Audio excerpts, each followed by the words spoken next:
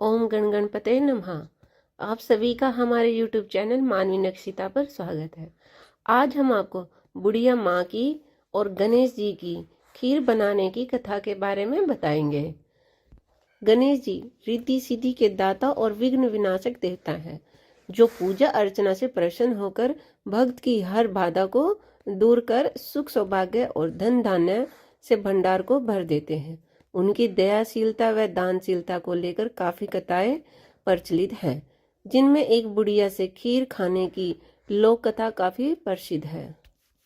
गणेश जी की बुढ़िया से खीर खाने की कथा। एक बार भगवान गणेश बाल रूप में चुटकी भर चावल और चम्मच में दूध लेकर पृथ्वी लोक में निकले। वे सबको अपनी खीर बनाने को कहते जा रहे थे। इसी दौरान एक गरीब बुढ़िया ने एक भगोना चूल्हे पर चढ़ा दिया। इस पर गणेश जी ने घर का सबसे बड़ा बर्तन चूल्हे पर चढ़ाने को कहा। बुढ़िया ने बाल लीला समझते हुए घर का बड़ा भगोना उस चूल्हे पे चढ़ा दिया। कुछ देर में ही चमत्कार हुआ।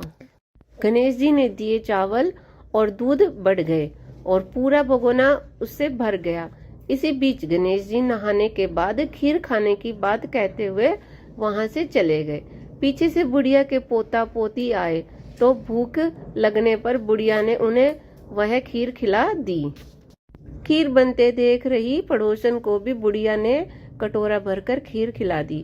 बेटे की बहू ने भी चुपके से एक कटोरा खीर खाने के साथ एक कटोरा खीर छुपा दी। इसके बाद भूख लगी तो बुढ़िया ने भी खाने के लिए खीर हाथ में ले ली और बोली, आ जा रे गणेश आए, खीर खा ले। तभी गणेश जी वहां पहुंच गए और बोले कि मैंने तो खीर पहले ही खा ली। तब बुढ़िया ने पूछा कि कब खाई, तो वो बोला कि जब तेरे पोता पोती पड़ोसन व बहू ने खाई तभी मेरा पेट भर गया।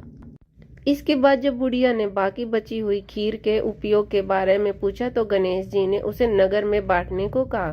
तब बुढ़िया ने खीर बांटी तो राजा को भी इसका पता चल गया।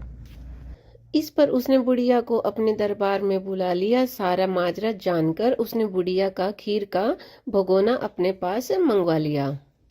पर राजा के महल में जैसे ही वह पहुंचा तो उसमें कीड़े मकोड़े जहरीले जानवर गिर गए। यह देख राजा ने वह अपने बर्तन वापस बुढ़िया को दे दिए, जो उसके घर में जाते ही वापस पहले जैसे हो गए। इसके बाद बुढ़िया ने फिर गणेश जी से बची हुई खीर के उपयोग के बारे में पूछा तो उन्होंने झोपड़ी के कोने में गाड़ देने को कहा। ऐसा कर बुढ़िया रात को सो गई और गणेश जी उसकी झोपड़ी को लात मारते हुए अर्धध्यान हो गए। अगले दिन जब बुढ़िया उठी तो उसे अपनी झोपड़ी महल में बदली हुई और खीर के बर्तन सोने जवाहरातों से भरे मिले। गणेश जी की कृपया जानकर बुढ़िया काफी प्रसन्न हो गई। कथा के बाद की कामना।